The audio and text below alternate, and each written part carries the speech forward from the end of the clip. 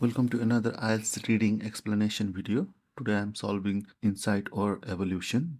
This sentence is also important. You don't have to understand it, but you need to make sure what kind of words are used over there.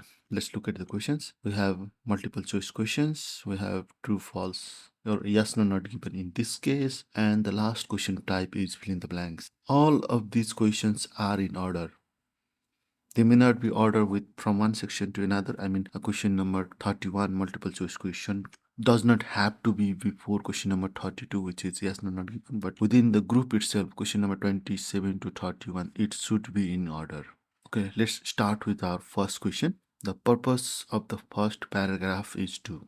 For this kind of questions, students need to know that in most cases, the answers are within the first two lines of the paragraph. If the question is asking you for a summary of a paragraph or the main point of the paragraph or the intention of the paragraph, then the answer should be within the first two lines. And let's look at the first two lines of our first paragraph at the moment.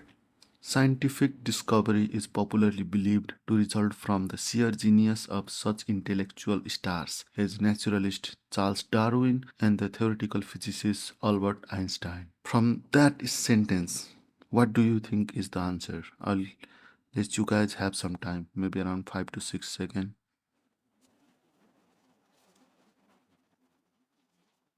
They are outlining a common assumption.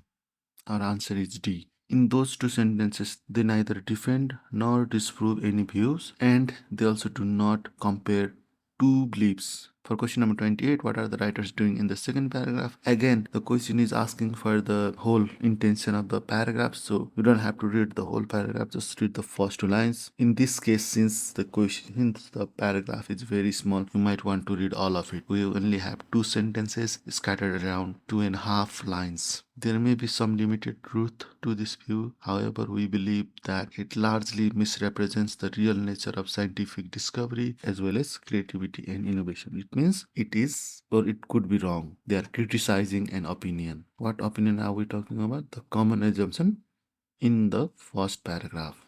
In the third paragraph, what do the writers suggest about Darwin and Einstein? Okay, this is quite different. Even though similar to question number 27 and 28, it does mention the paragraph name, but it also suggests something extra, things like Darwin and Einstein. Our first line within the first half of the sentence, this specific phrase is talking about Darwin and Einstein. Setting aside such greats as Darwin and Einstein, they are saying that Darwin and Einstein are different. So the answer to question number 29 is A. They represent an exception to a general rule. Question number 30. John Nicholson is an example of a person whose idea. In the fourth paragraph of our passage, you will find the word John Nicholson. And most of the paragraph is about this person. And at the end, we have Niels Bohr. So if you read the paragraph, you will find that John Nicholson was a mathematical physicist who came up with different ideas regarding the structure of atom. But his ideas were wrong. However, even if he was wrong, his ideas in a way inspired Niels Bohr, who created the famous model of atom, and he won Nobel Prize for that. So our answer for question number 30 is laid the foundation for someone else's breakthrough, or option C. For question number 31, what is the key point of interest about the AC/DC startup? This specific word here, I don't know if you watched my previous videos, but if you are solving fill in the blanks, true, false, not given, or multiple choice question, or answer the short questions, always make sure that you use numbers, names, or words within the inverted comma as your key phrase. It is easier to locate within the passage as they don't change at all. Only after that you could use things like a noun or the topic, the actual topic of the question. We will find AC/DC and we will find key point of interest in the paragraph. If you read through the first page after the place where we found John Nicholson answer to previous question, you will see that there is nothing about AC/DC in the first page. In the second page, in the first paragraph, in the second line, we see AC/DC. In this paragraph, you will find they talk about a strategy, AC/DC startup, which was created by a jockey named Jackie Westrope. Basically, he put his one leg 25 centimeter lower than the other, and this was done because he had leg injury. So the question number 31's answer is simple reason. Simple reason why it was invented. They don't talk about the enthusiasm, they don't talk about the research, or they don't talk about the cleverness of the person who first used it. It was done for a very simple reason, to alleviate his pain from the knee injury. Okay, let's look at our question number 32, 36. It is yes, no, not given. Whenever answering these kind of questions, make sure that you do not write the wrong words. A lot of students make this mistake, a simple mistake. They will search through the passage, they will compare the answers while writing the answer. Rather than using the word yes or no, they will use words true and false, which is a wrong step. The question is clearly asking you to write yes, no, not given. For question number 32, as I said before, we should use the word Plato and Da Vinci because they are names of people which are not in the heading. We can find Plato and Da Vinci in the third paragraph of the second page of our passage. Let's look at our question. Acknowledging people such as Plato or Da Vinci as geniuses will help us understand the process by which great minds create new ideas. Understand the process. When one considers the diverse and enduring contribution of individuals such as Plato and Da Vinci's these notions merely label rather than explain. These notions merely label rather than explain the evolution of human innovation. The question is saying that it helps us understand the process because they are going to explain it, but the passage itself clearly says they are not going to explain it, they are just going to label or name it, which means our question number 32 is wrong. So we'll write no in our answer sheet. Question number 33, law of effect. Psychologist, law of effect in psychologist in the passage, law of effect. The question is, the law of effect was discovered at a time when psychologists were seeking a scientific reason. Psychologists were searching.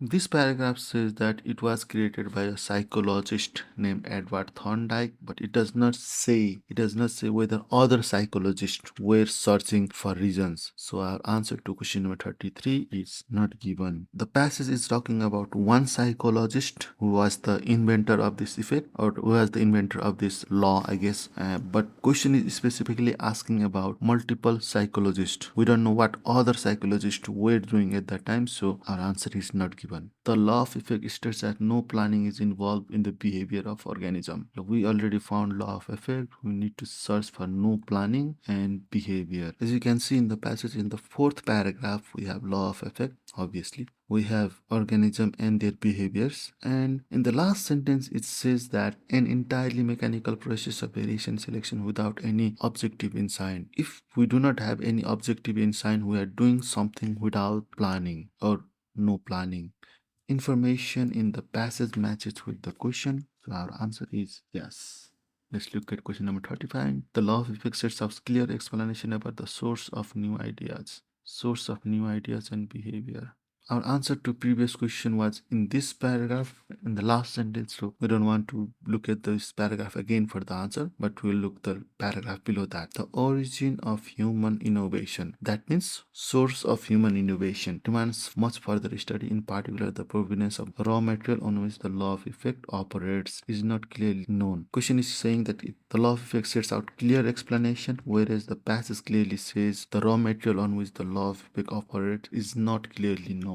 That's why our answer to question number 35 is no. Question number 36. Many scientists are now turning away from the notion of intelligent design. We'll look for many scientists and we'll look for intelligent design and genius. We have intelligent design and genius in the last paragraph, but they don't talk about scientists. It provides us a suggestion that we should go away from intelligent design and genius, but it never says what other scientists are doing at the moment. So our answer to question number 36 is not given. Our last question type 37, 38, 39, 40. Just like our previous question where we have yes, no, not given, and new students, they generally make this mistake of writing true, false, not given for that. Similarly, a lot of students will make similar mistake in this one. They will write the words as answer, but question clearly says write the correct letter A to G on your answer sheet. You can only use these things which are in the bold in the box